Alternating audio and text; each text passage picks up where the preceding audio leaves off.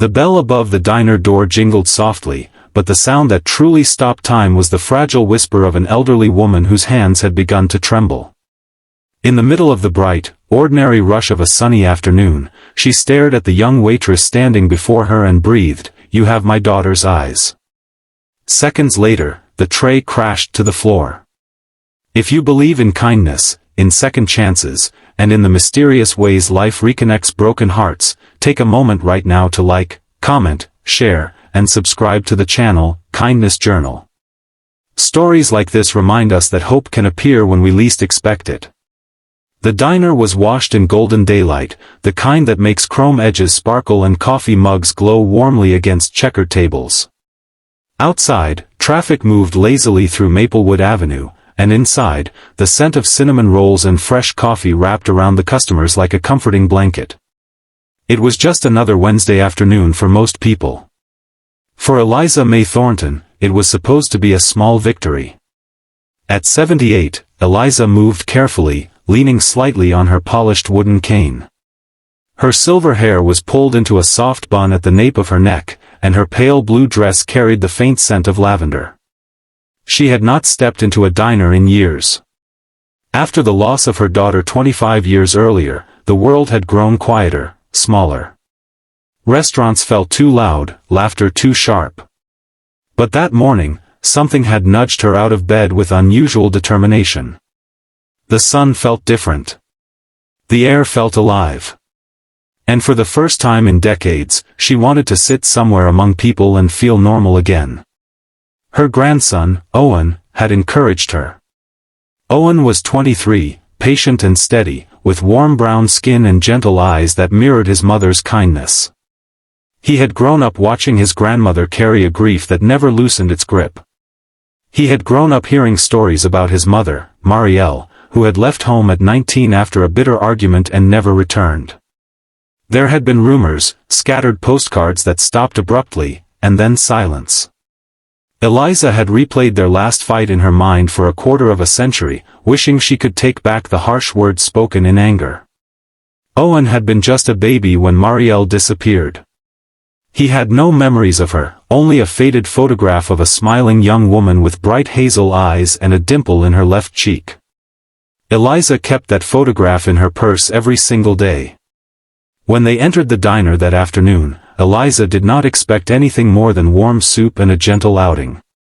She did not expect her past to walk toward her wearing a pale yellow apron and carrying a notepad. The waitress's name tag read, Sienna Vale. She moved quickly between tables, balancing plates with effortless grace. Her hair, a deep chestnut brown, was tied into a loose ponytail, and strands caught the sunlight pouring through the window. When she turned toward Eliza's table, something shifted in the air. Eliza felt it first as a tightening in her chest. Then as a fluttering disbelief. And then she saw them, the eyes. Not just the color, though they were the same rare hazel flecked with gold, but the shape, the warmth behind them, the slight crinkle at the corners when she smiled politely. That was when Eliza whispered those words. "You have my daughter's eyes." The tray slipped from Sienna's hands, plates shattering across the polished floor. Conversations halted. Coffee stopped halfway to lips. Sienna stood frozen, staring at the elderly woman whose voice carried a strange mix of wonder and pain. Owen rose quickly, helping clean the broken pieces, apologizing on behalf of the shock. But Eliza could not look away. Her heart was pounding so loudly she was certain everyone could hear it. For a moment, she questioned her sanity. Grief can play cruel tricks. Loneliness can create illusions. But this felt different. It felt like recognition. Sienna's manager hurried over, concerned, but Sienna insisted she was fine. Her hands, however, trembled as she knelt to gather the fragments. When she looked up again, her gaze locked with Eliza's, and something unspoken passed between them. The rest of the diner returned slowly to its daytime rhythm, but at that small table by the window, time felt suspended. Sienna brought water to steady herself, and though she tried to continue working, her attention kept drifting back. Owen gently asked Sienna if she would sit for a moment during her break. There was something in his tone, earnest, hopeful, that made it impossible to refuse. Under the bright afternoon light, Sienna joined them. Eliza's hands shook as she reached into her purse and pulled out the worn photograph. The edges were frayed, the colors faded, but the young woman's eyes shone vividly even after all these years. Sienna stared at the image. Her breath caught. She had grown up with questions about her own mother. Raised in foster care from the age of 3, she was told only that her mother had died shortly after placing her in temporary custody. There had been little information, and every attempt to trace her roots ended in locked files and dead ends. She had learned to build her life without answers. She worked double shifts to pay for community college classes. She lived in a small apartment above a laundromat. She had taught herself not to hope too deeply for things that might never come. But as she held the photograph, she felt something inside her crack open. The resemblance was undeniable. The same dimple. The same curve of the eyebrows. Even the tilt of the head felt familiar in a way she could not explain. Eliza's voice quivered as she explained about Marielle, about the fight, about the silence. She confessed the guilt she had carried, the birthdays spent staring at unopened letters, the endless wondering if her daughter had been safe, loved, or alone. Sienna listened, tears gathering in her eyes despite her effort to remain composed. She described the single locket she had owned since childhood, one that contained a tiny folded paper with the name Mari scribbled in faded ink. She had always assumed it was her mother's nickname. The sunlight streaming through the diner windows grew softer as the afternoon stretched on, casting long shadows across the tiled floor. Customers came and went, unaware that at one table, 3 lives were being rewoven. Owen suggested a DNA test, his voice cautious but hopeful. He offered to cover the cost. Sienna hesitated. Hope was dangerous. What if this was coincidence? What if she allowed herself to believe, only to lose it again? Eliza reached across the table and gently placed her wrinkled hand over Sienna's. There was no demand in her touch, only longing and quiet love. She told Sienna that even if the test said no, she would still be grateful for this moment, for the chance to see those eyes again in the daylight. Days passed slowly after that afternoon. Sienna continued working, but her mind replayed every detail. Eliza found herself humming while tending her small garden, something she had not done in years. Owen checked the mail obsessively. When the results finally arrived, it was another bright morning. The sky was cloudless, the kind of blue that feels endless. They gathered in Eliza's modest living room, sunlight pooling across the hardwood floor.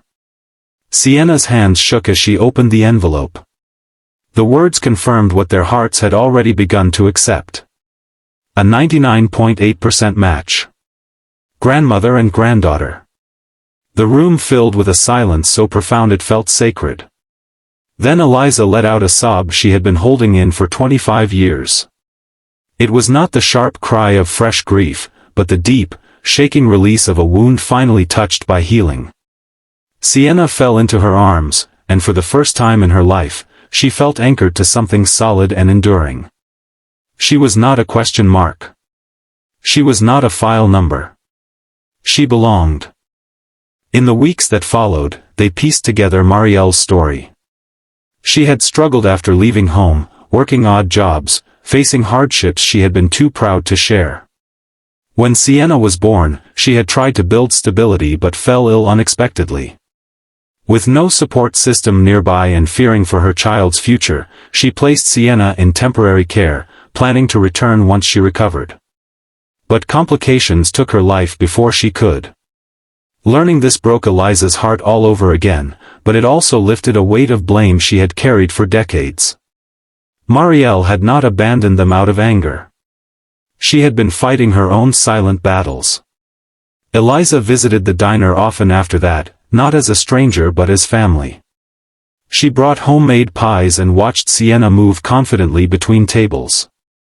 Owen helped Sienna enroll in a university nearby, and together they sorted through old photographs and letters, filling in missing chapters.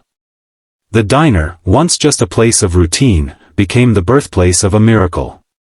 Regular customers learned the story and smiled a little brighter each time they saw the three of them laughing by the window. Eliza often said that she used to dread sunny days because they reminded her of what she had lost. Now, sunlight felt like a promise.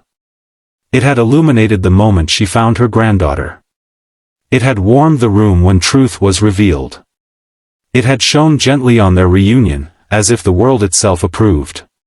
Sienna still worked hard, still carried scars from a childhood without roots. But now she had stories, photographs, recipes passed down through generations. She had a grandmother who called every morning just to say she loved her. She had a family history that stretched behind her like a path instead of a void. And Eliza, who once believed she would leave this world with an unfinished story, now felt complete. Not because the pain had vanished, but because love had returned in an unexpected form. Sometimes life does not give back what it takes.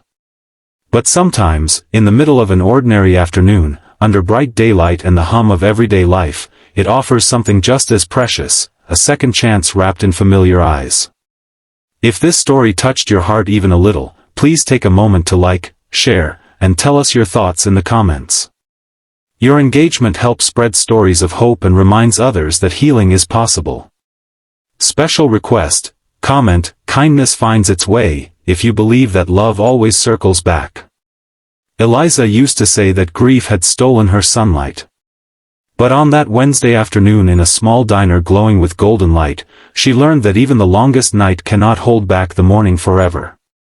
And sometimes, all it takes is one whispered sentence, one pair of familiar eyes, to bring a family home again.